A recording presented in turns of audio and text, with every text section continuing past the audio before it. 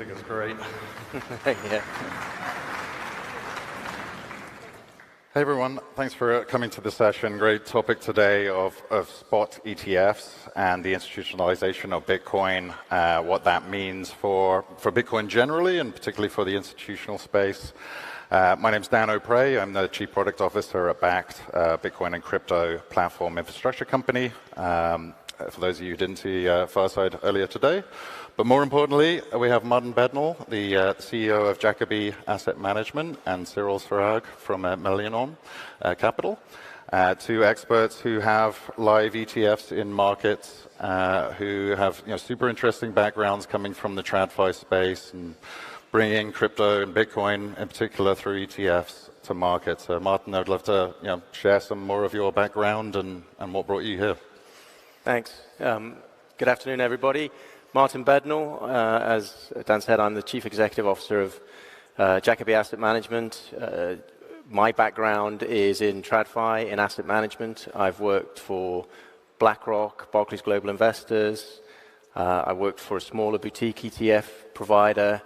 At iShares, I was responsible for all the ETFs that iShares launched into the European market for around 8 years. So they all came through my team: equities, bonds, commodities.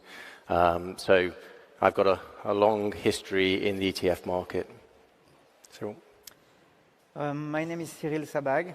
Well, I'm the managing director of Millennium Capital, and I'm also the president of another entity called Millennium Digital. I'm also coming from the traditional finance. I was a derivatives trader, and I also run an asset management company and a wealth management company. And I launched an ETF also on the Bitcoin. Yeah, awesome. And yeah, I think as mentioned, you both have ETFs live in market today. Would love to hear, I know you've taken slightly different approaches to that in terms of how those are structured. We'd love if you can share a little bit more about which the approach for each of your ETFs are and sort of why you took that approach. Okay, so Jacobi Asset Management launched the first spot Bitcoin ETF in Europe. We listed it on Euronext Amsterdam, so here in Amsterdam, in August this year. So that was a 3-year journey really to get the product to market through the regulatory process, through the process of getting TradFi providers interested in working with us, through the issues that we had from FTX blow up and people not wanting then to work with us and those processes. So it's pure spot Bitcoin. For every dollar invested, every euro invested in the fund, we hold Bitcoin with Fidelity Digital Assets. The ticker on Amsterdam is Bitcoin, so we're pretty pleased with that ticker. Nice. Yeah. Well, for me, the approach was different.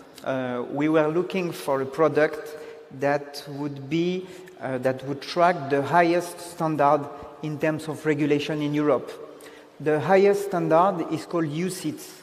So when you go and see an institutional investor in Europe or an institutional asset manager and you want to sell your fund, the first question is asking you is it UCITS, the famous label.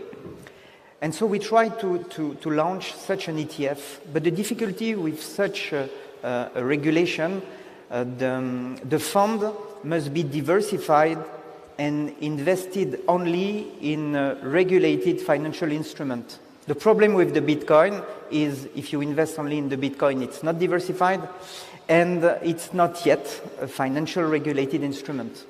So we tried to find a solution to track the Bitcoin, but with regulated instruments. And so what we did, we found a mathematical way to track the Bitcoin but with equities. In fact, our ETF is investing in equities of the crypto ecosystem, equities that are listed in different regulated exchanges. So equities that belong to the, let's say, to the mining ecosystem, that are belonging to the crypto blockchain ecosystem also.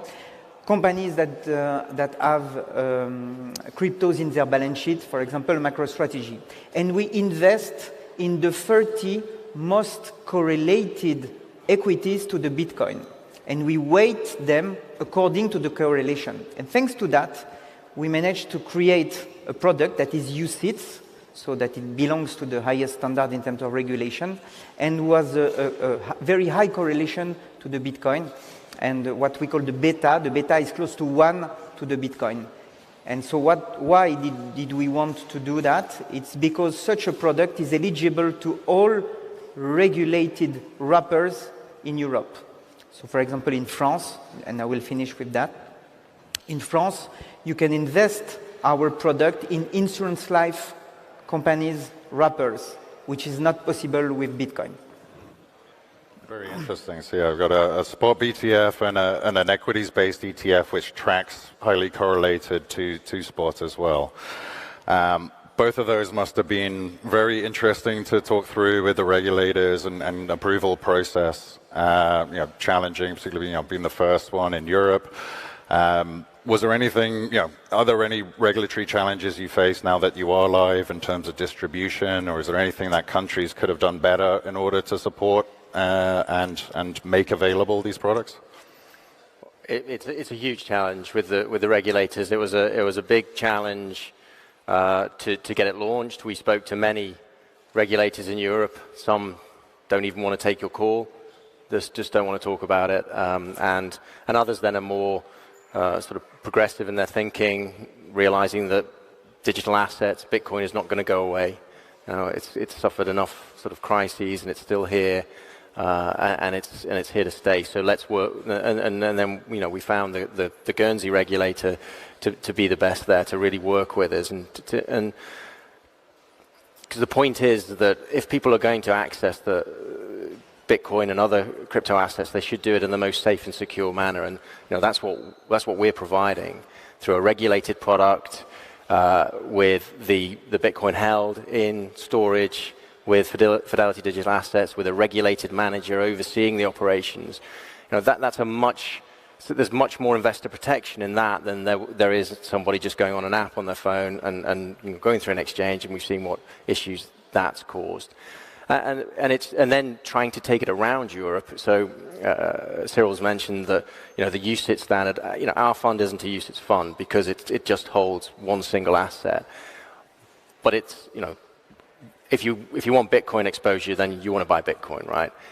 What it creates for us as a challenge is taking it around Europe and having other exchanges list the product. So for the London Stock Exchange would like to have a segment for crypto ETFs, ETPs, but the FCA just won't even talk to them about it. So the UK regulator's not even talking to its national exchange because that's their stance at the moment. And we have it on in different markets. Some are better than others, right, in Europe, but it is a big challenge for us. Have you seen any sort of changes in that over the last year or so? Are they getting more friendly, or still just as tough to deal with? There's been changes in it. Well, there's been so Hong Kong is getting more friendly. The Middle East, Dubai and Abu Dhabi, they're getting more friendly. So it's starting to happen in pockets, but not to any great scale. And I think a lot of regulators around the world are just waiting to see what the SEC do. And I think we'll touch on that topic in a bit. Sure we will. And yes, so you took the equities route. Was it? Yes, it was also a very difficult challenge. We started this project at the end of 2019. So you imagine it's a long time for the Bitcoin. And with such a project, we decided to knock at different doors. We knocked at the French regulator door, the Luxembourg one, and also the Irish one. And it was a very strange request for them because we are the world's first UCITS ETF. And so the Luxembourg regulator told us, well, no crypto at all, sorry. If you see now what they are doing, it's very interesting to see that at the end of 2019, they didn't want to hear about it. The Irish, it was different. They said, okay, let us think about it. And it took us 6 months to have an answer. But the French regulator at the end had quite a pragmatic view. They said, okay, you are investing in equities that are listed in regulated exchanges. Well, it can work. you have a mathematical solution. It follows the classic rules of ETFs. So normally there shouldn't be any problem. And well, we managed to launch it, and we are now listed in France, in Italy, in Amsterdam. In June 2023, we have been listed in Amsterdam, and our ticker is BTC. So you can find it's close to the Bitcoin, to the ticker of Jacobi. So it's BTC also. And so yes, we managed at the end, but thanks to the pragmatic view of the French regulator. But, and I think that just really shows, right? So Cyril's fund is a fund that holds equity. It holds equity, securities, equity instruments, just like, a load of other ETFs that are out there. So why does the regulator take a specific viewpoint because those companies are in the crypto ecosystem, right? It makes no sense. And you take it. We have challenges with regulators that shouldn't be there. Yeah, I presume you wouldn't see the same thing in other industries. An equities ETF is an equities ETF. Well, they have problems with the marijuana industry as well. I was going to say maybe that one, but yeah. Cool. And yeah, you mentioned SEC and the US. A lot of conversations around Bitcoin spot ETFs in the US at the moment, highly anticipated. The SEC, the primary Securities and Exchange Commission regulator in the US, has thus far been very, very hesitant and reluctant to approve spot ETFs. There are cash futures-based ETFs, which are based on financially settled derivatives rather than actually touching Bitcoin or touching the underlying. But battles with Grayscale, trying to uplift their fund to become an ETF, suing the SEC. But now we see some large institutions like BlackRock submitting, and I think we chatted earlier about BlackRock's success rate of getting ETFs approved being pretty high. How are you seeing sort of larger institutions who are coming in? If you have any predictions on sort of spot approval in the US, but what we see is the impact on the wider market. So I think there's about 14, 15 US spot Bitcoin ETF applications, and yeah, they keep getting kicked down the road. I think the mood music is changing now to that it's more and more likely that they'll be approved by the SEC. My view is that all the applications will be approved at the same time. So I think they're trying to corral them to be able to do that.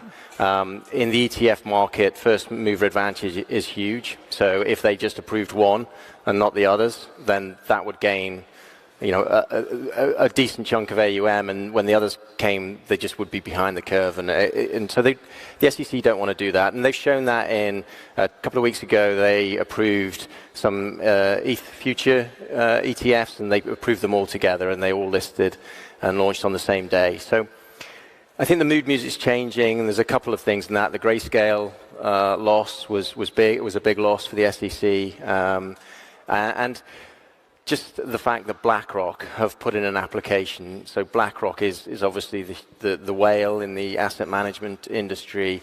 They talk to the regulators and politicians constantly, and they wouldn't put an application in unless they were hearing, what they were hearing back was more positive than it's been in the past. So the next sort of deadline is January for a lot of the applications. I think we could see approval as early as January. It might be kicked down and then it goes to March.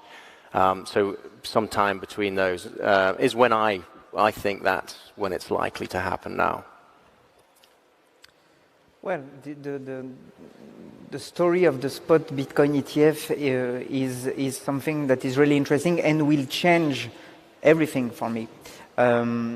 First, a lot of people are asking me, well, I don't understand, there is already an ETF in the US. You can bet on the Bitcoin with an ETF, but it's based on the futures. Just quickly to understand why it is so difficult for the SEC to accept a spot Bitcoin ETF. The future, the future-based ETF is based on regulated instruments. The CME futures are regulated instruments. The thing is, for the moment, the spot Bitcoin is not traded on a regulated exchange. That's the difficulty for the SEC. That's why it's a real challenge, and that's why we are hearing the word surveillance sharing agreement, because they need to put it in place to accept such an ETF. The fact that BlackRock wants to have such an ETF, and we know that BlackRock, well, I think they decided to launch 576 ETF, and they had only one no out of 576 requests. So we can understand that if they go there, they know that there is a big chance that they will have a yes. It will change a lot of things. In terms of institutional adoption, it will change a lot of things, and I can see it myself.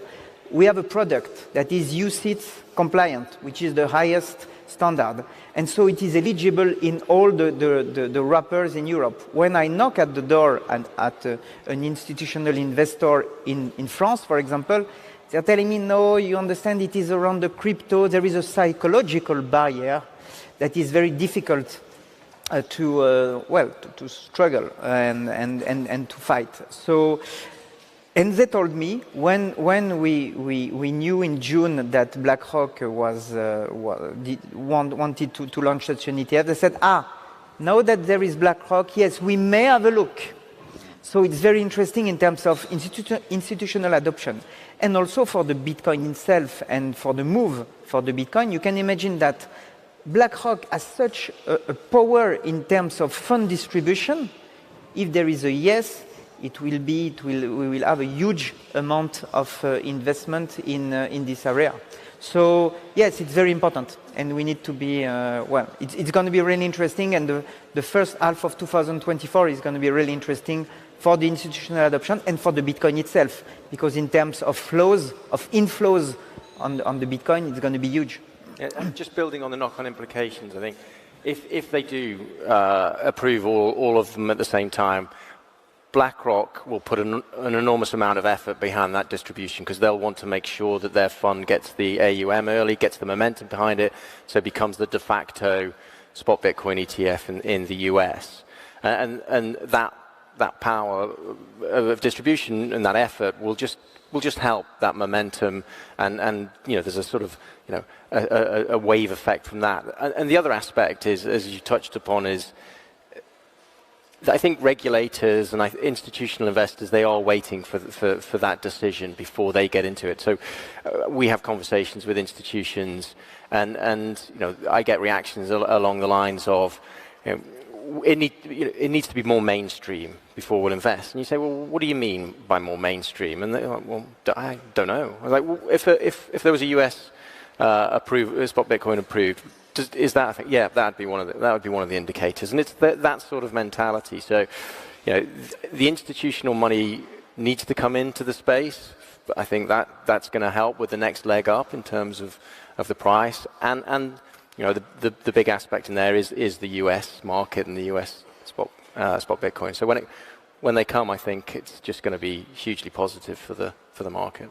Extremely bullish, yeah, and that's interesting. Then you make the point not just on the distribution, but almost just the validation of having BlackRock, right? If BlackRock are doing this, then it must be serious, right? It's not just a bunch of crazy Bitcoiners. This is the largest asset manager in the world, and that gives institutions that air cover to participate, and regulators that thing to point to as well.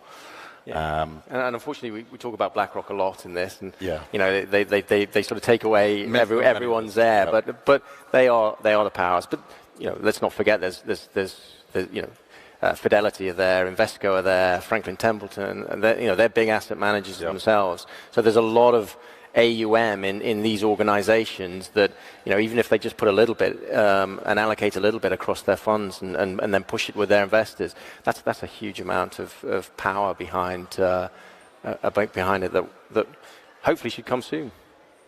It will help also the Bitcoin to be considered as a real asset class. And what is happening in 2023 for the Bitcoin is very interesting, because if you compare the performance of the Bitcoin with all the other asset class in 2023, the Bitcoin is overperforming all the other asset classes. That's the first point. The other interesting point is the correlation. If you analyze the correlation, the daily correlation of the Bitcoin with all classic asset classes, equities, but also, for example, gold or silver, the year-to-date correlation is around 20%. So there is also a need and demand for diversification in terms of portfolio. So putting some Bitcoin in such a portfolio is also a possibility to diversify it. And I can see it because we have a lot of wealth managers knocking at our door saying, okay, great, I have a new element, I have the possibility to put the asset class in the portfolio of my client. So it's all around institutional adoption, but also, retail adoption. So, the impact will be big. There's quite a few studies now been done, and we've done one ourselves in terms of if you have run a diversified portfolio, what allocation should you put into Bitcoin that is beneficial to that portfolio from a diversification perspective and a risk perspective. So your risk reward payoff is improved by having 1%, 0.5%, 5%, whatever it is. And there's a whole bunch of studies been done. And the clear message from those studies is your allocation to Bitcoin should not be zero.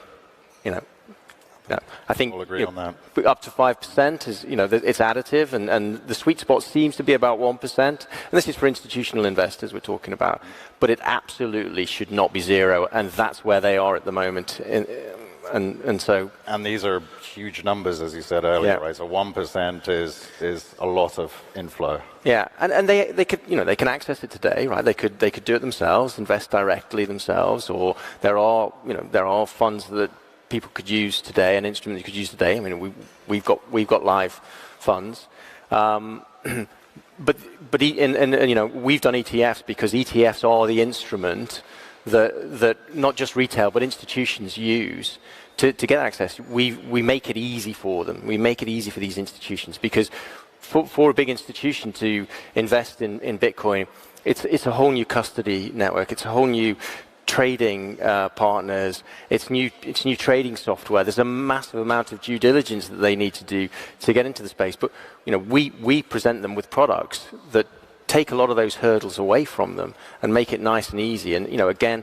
spot Bitcoin in the US would do it the same for the US managers. So we need institutions to come into this space.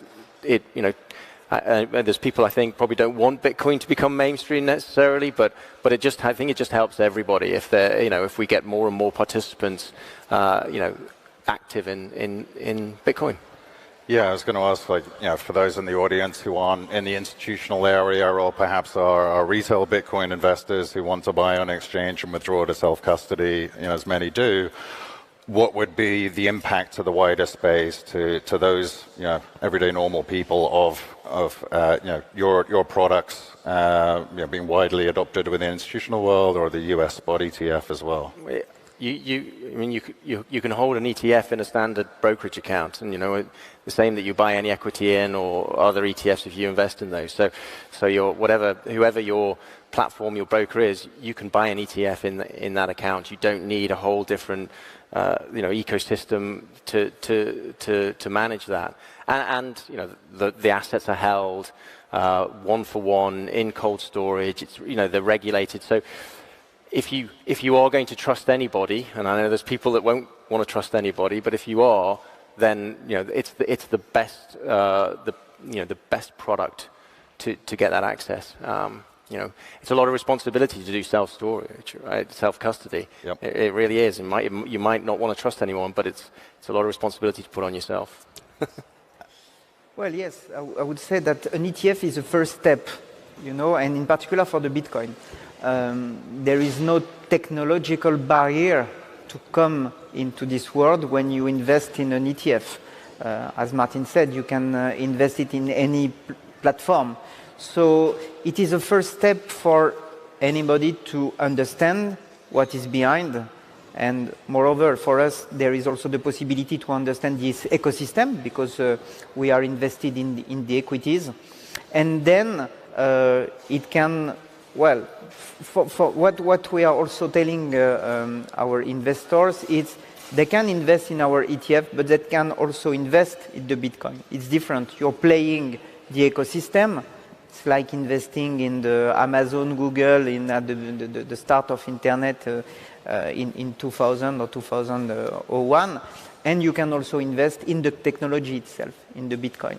So the ETF helps people and will to better understand this ecosystem, and then to play around that and to bet on this ecosystem also. Absolutely, unlocks a huge amount of potential for retail investors as well as the institutional flows as well. So thank you both so much for a super informative discussion. And the tickers were Bitcoin and BTC? Yeah, awesome. Bitcoin. Fantastic, thank you so much. Please, Jamil, thank you.